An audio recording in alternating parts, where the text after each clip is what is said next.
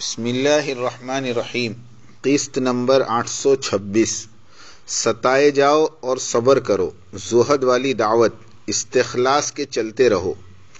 دعوتی کام اور اس کا اسلوب۔ الحمدللہ الحمدللہ وحدہ والصلاة والسلام علی من لا نبی بعدہ، اما بعد۔ ستائے جاؤ اور اف بھی نہ کرو۔ ترجمہ: یقیناً کچھ لوگ مر جاتے ہیں مگر ان کے عظیم الشان کارنامے ہمیشہ زندہ رہتے ہیں، جبکہ کچھ لوگ زندہ رہتے ہوئے بھی مردوں میں شمار ہوتے ہیں، یعنی انہیں کلمہ خیر کے ساتھ یاد نہیں کیا جاتا۔ مگر جو لوگ مخلص ہوتے ہیں اور حق کے خاطر ہر مصیبت برداشت کر لیتے ہیں اور اپنے منشور پر ڈٹ جاتے ہیں، ان کے عظیم الشان کارنامے ہمیشہ زندہ رہتے ہیں۔ شیخ الاسلام ابن تیمیہ رحمۃ اللہ علیہ بغیر شادی کیے انتقال کر گئے۔ انہوں نے اپنے پیچھے کوئی اولاد نہیں چھوڑی جو ان کے لیے دعا کرے، مگر انہوں نے اپنے پیچھے ایک نیک جماعت کو چھوڑا، جس جماعت نے دین حق کی بازیابی کے لیے تن من دھن کی بازی لگا دی اور دین حق کو اس کی اصلی شکل پر باقی رکھنے میں کوئی کسر نہیں چھوڑی۔ وہ جماعت ابن تیمیہ کے لیے برابر دعا کر رہی ہے۔ امام نووی رحمۃ اللہ علیہ بغیر شادی کیے اس دنیا سے رخصت ہو گئے۔ ان کی بھی کوئی اولاد نہیں جو ان کے حق میں دعا کرے، مگر آج کون ہے جو ان کی مشہور کتاب ریاض الصالحین کو نہ پڑھتا ہو اور ان کے لیے دعا نہ کرتا ہو۔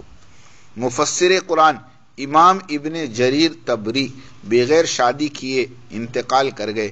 ان کی بھی کوئی اولاد نہیں مگر انہوں نے اپنے پیچھے ایک ایسا کارنامہ چھوڑا ہے جس سے کوئی بھی عالم دین بے نیاز نہیں ہو سکتا۔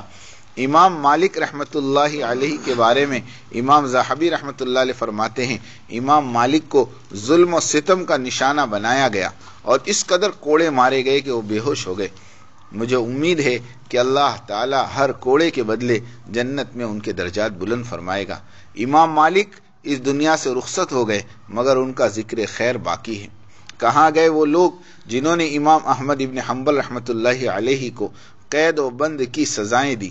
انہیں کوڑے لگائے گئے، وہ سب مٹ گئے، ان کا کوئی نام و نشان باقی نہ رہا۔ مگر امام احمد ابن حنبل رحمۃ اللہ علیہ کا علم، ان کی سیرت، ان کی زندگی کے مختلف حالات اور واقعات اور ان کا مذہب ابھی تک باقی ہے۔ کہاں گئے وہ لوگ جنہوں نے امام بخاری رحمۃ اللہ علیہ سے عداوت اور دشمنی کی، ان کے مخالف بنے رہے اور انہیں جلاوطنی پر مجبور کیا، یہاں تک کہ وہ اسی جلاوطنی کی حالت میں اس دنیا سے رخصت ہوئے۔ مگر پھر بھی امام بخاری رحمۃ اللہ علیہ کی شہرت اور ناموری دیکھیے کہ کوئی شخص عالم دین ہونے کی سند پا نہیں سکتا جب تک کہ وہ بخاری شریف نہ پڑھ لے۔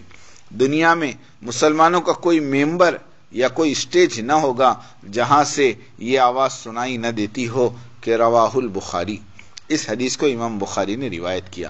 ایک بار امام بخاری رحمۃ اللہ علیہ سے پوچھا گیا کہ آپ کو جو لوگ ستاتے ہیں اور آپ پر تہمت لگاتے ہیں ان پر آپ بدعا کیوں نہیں کرتے؟ جواب میں امام بخاری رحمۃ اللہ علیہ پیارے رسول صلی اللہ علیہ وسلم کا یہ فرمان سنانے لگے کہ صبر کرو یہاں تک کہ حوض کوثر پر مجھ سے ملاقات کرو۔ زہد والی دعوت۔ زہد والی دعوت سے ہدایت عام ہوگی، مال کی فراوانی والی دعوت سے تو فتنے پھیلیں گے۔ اللہ جل شانہ نے زہد و تونگری دونوں راستوں والی دعوتی محنت حضور صلی اللہ علیہ وسلم پر پیش فرمائی، مگر حضور صلی اللہ علیہ وسلم نے زہد والی دعوت کو اختیار فرمایا۔ فائدہ: اس فتنہ عالمی شورا کے باغی گروپ نے پانی کی طرح پیسہ بہایا، میڈیا پر حضرت جی کے رابع کے خلاف لکھے جانے والی کتابوں کی طباعت پر، امارتی اجتماعوں میں عوام کو شرکت سے روکنے پر، سفر خرچ وغیرہ وغیرہ پر، لیکن دن بدن گمنام ہوتے رہے اور اب تو کوئی انہیں اور ان کی تنظیم کو پوچھتا بھی نہیں، گزرا ہوا افسانہ بن کر رہ گئے۔ دوسری طرف زہد و توکل کے پیکر حضرت جی مولانا سعد صاحب ہیں کہ ایک پیسہ، ایک لفظ، ایک جملہ بھی اپنے دفاع میں استعمال نہیں فرمایا، صرف صبر کیا اور مصیبتوں کو سہتے رہے، دنیا میں عزت پائی، امیر ہونے کا تمغہ بھی اللہ تعالیٰ نے عطا فرمایا، آخرت کمالی۔ اس صدی میں آسمان نے زمین پر یعنی مولانا سعد صاحب جیسا سہن شکتی رکھنے والا حلیم نہیں دیکھا ہوگا، اس لیے کہ سارا عالم ایک طرف اور یہ بندہ خدا مولوی سعد صاحب ایک طرف، اللہ ان کی عمر میں برکت عطا فرمائے۔ نتیجہ یہ ظاہر ہوا کہ سارا عالم اللہ رب العزت نے حضرت جی رابع مولانا محمد سعد صاحب دامت و برکاتہم کی جھولی میں ڈال دیا۔ ایک بڑی فتح یعنی فتح مبین سے سرفراز کر دیے گئے کہ انسانوں کے قلوب حضرت جی رابع اور ان کی عمارت کی طرف کھینچتے چلے گئے۔ زہد اور استخلاص کی برکت۔ دعوت و تبلیغ میں یکسوئی کے ساتھ چلنے کی بات ہی کچھ اور ہوتی ہے۔ دعوت کا رنگ اسی پر چڑھتا ہے جو مخلوق سے بے نیاز ہو کر دعوتی کام پر استخلاص کے ساتھ چلتا رہے۔ یقیناً ایسا ہی داعی ہدایت کا چراغ ہوتا ہے۔ ہر ملک میں اس طرح کے درجن 2 درجن مستخلصین پیدا ہو جائیں تو سارے ملک کے لوگوں کی ہدایت کے لیے کافی ہے۔ دراصل استخلاص ہی ایمان کی کسوٹی ہے۔ استخلاص نہ ہونے کی وجہ سے داعی پر دعوت کا وہ رنگ نہیں چڑھتا جو چڑھنا چاہیے۔ جب دعوت کا رنگ نہیں چڑھتا تو وہ کبھی بھی کسی کی بھی دعوت کو قبول کر سکتا ہے، داعی سے مدعو بن سکتا ہے۔ فائدہ: دودھ جب تک مکھن نہیں ہو جاتا تب تک اس کی خیر نہیں، جب مکھن بن جائے پھر اسے پانی میں گھلنے کا ڈر نہیں، وہ ہر حال میں مکھن ہی رہے گا، پگھلے گا نہیں۔ یہی حال دعوت کے مستخلصین کا ہے کہ انہیں کوئی چیز اپنی طرف کھینچ نہیں سکتی، مائل نہیں کر سکتی۔ دنیا تو دنیا ہے، دینی کام مثلا مسجد، مدارس، دینی خدمات کی کمیٹی، سیاست، حکومت کی کرسی اور نہ ہی کسی غیر تبلیغی شیخ کی بیعت اور خلافت اسے اپنی طرف مائل نہیں کر سکتی۔ اگر وہ کسی دینی کام کا ہاتھ بھی بٹائے گا تو اپنی داعیانہ شان کے ساتھ بٹائے گا، یعنی سب کچھ کرے گا مگر اپنے داعی ہونے کو نہیں، ہر پل یاد رکھے گا، ہرگز نہیں بھولے گا، اس لیے کہ دنیا میں سبھی شعبوں کے لوگوں کو نیک اور صالح آدمیوں کی ضرورت ہے، چاہے وہ مسجد ہو کہ مدرسہ، تجارت ہو کہ سیاست، مریدی ہو کہ خلافت، سب شعبے والے ریڈی میڈ نیک بندے کو ڈھونڈتے رہتے ہیں کہ ان کا کاروبار اچھا چلے اور آگے بڑھے۔ اس لیے سب کی نگاہ تبلیغ والوں پر لگی رہتی ہے کہ بس یہ ہمیں مل جائے، اس لیے کہ 6 صفات سے متصف ہوتا ہے۔ جان، مال اور وقت کھپانا اس کی عادت میں شامل ہے۔ عبادت گزار، اچھے اخلاق، للہیت کیا نہیں ہے اس کے پاس۔ دائی کبیر حضرت مفتی زین العابدین صاحب رحمۃ اللہ علیہ سن 2000 میں آنکھوں کے علاج کے لیے لندن تشریف لائے تھے۔ لندن مرکز میں قیام تھا۔ مشورے والوں نے حضرت کی خدمت کے لیے دیگر اور ساتھیوں کے ساتھ مجھے بھی جوڑ دیا تھا۔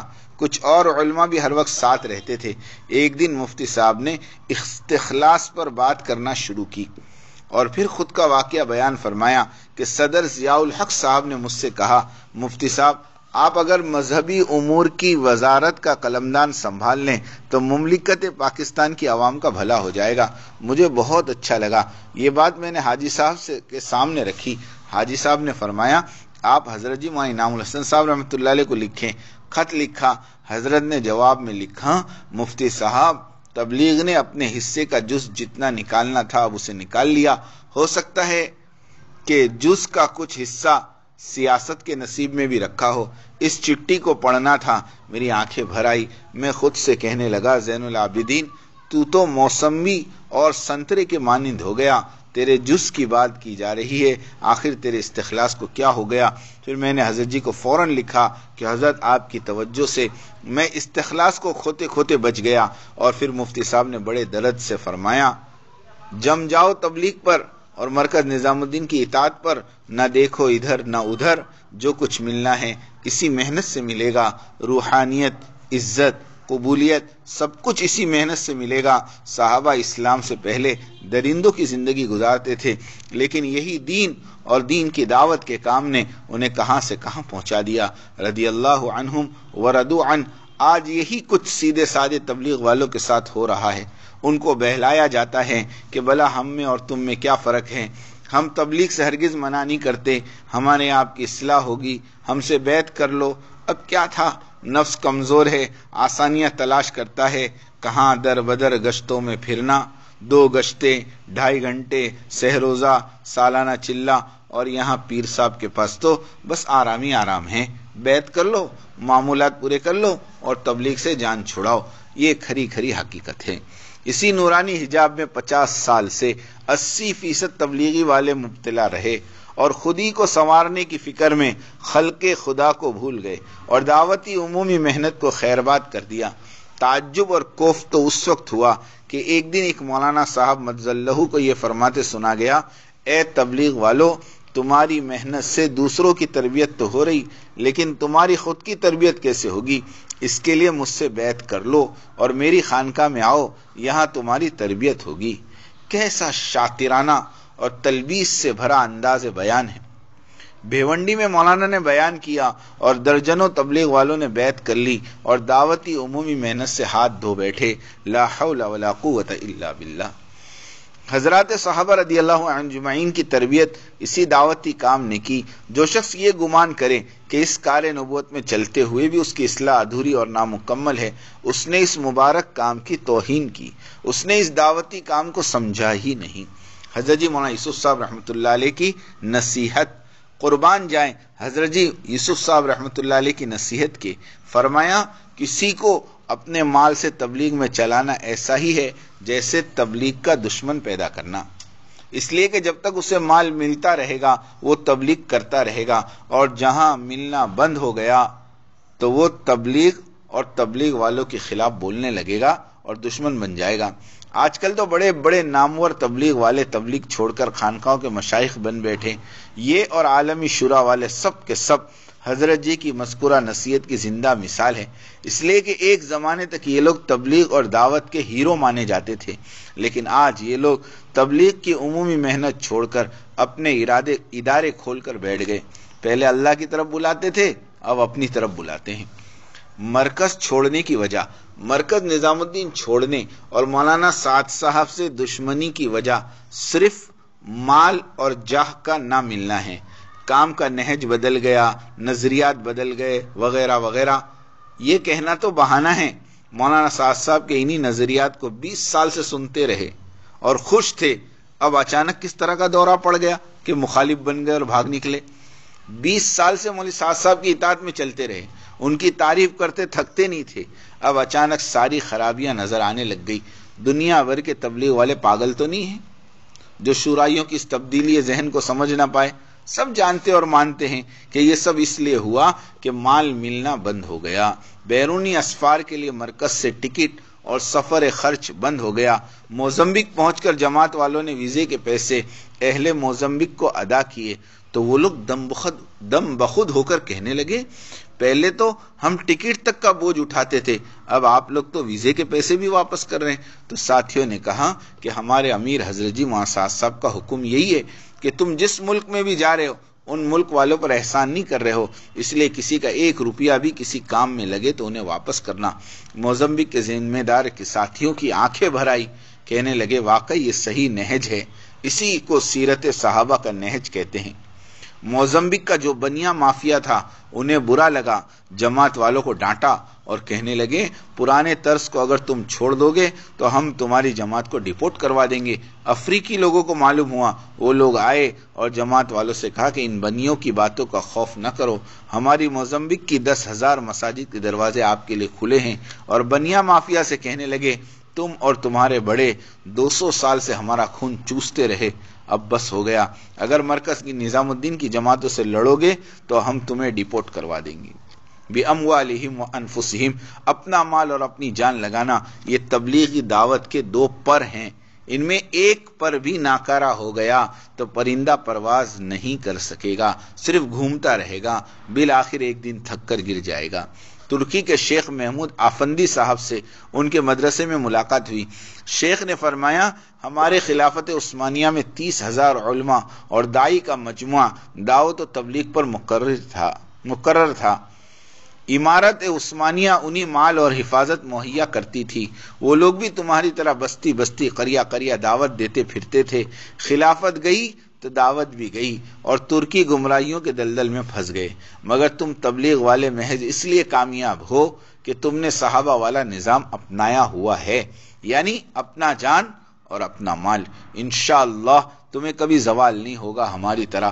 تبلیغ میں نوکر شاہی جائز نہیں، کسی کے مال پر چلنے سے بہتر ہے کہ آدمی مقامی کام کر لے اور اللہ تعالیٰ سے معافی مانگتا رہے، اللہ تعالیٰ وسعت عطا فرما دے تو باہر خروج کرے۔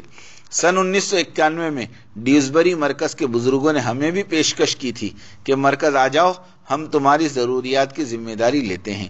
بندے نے عرض کیا میں خیراتی تبلیغ کا قائل نہیں، استعداد ہوگی تو ملکوں کا سفر کروں گا ورنہ مقامی کام کرتا رہوں گا۔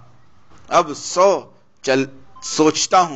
سوچتا ہوں کہ اگر میں 30 سال پہلے خود کو بیچ دیا ہوتا تو آج آزادانہ طور پر قسطیں کیسے لکھ سکتا، کیوں کر فتنہ خبیثہ پاکستانی عالمی شورا کی خبر لیتا۔ یہ سب برکات ہیں اپنے جان اور مال والی تبلیغ کی۔ اللہ دعوتی کام کی پوری حفاظت فرمائے اور ہم تمام کو قبول فرمائے، انسانیت کی عمومی ہدایت کے فیصلے فرمائے۔ آمین آمین آمین۔ وآخر دعوانا ان الحمد للہ رب العالمین۔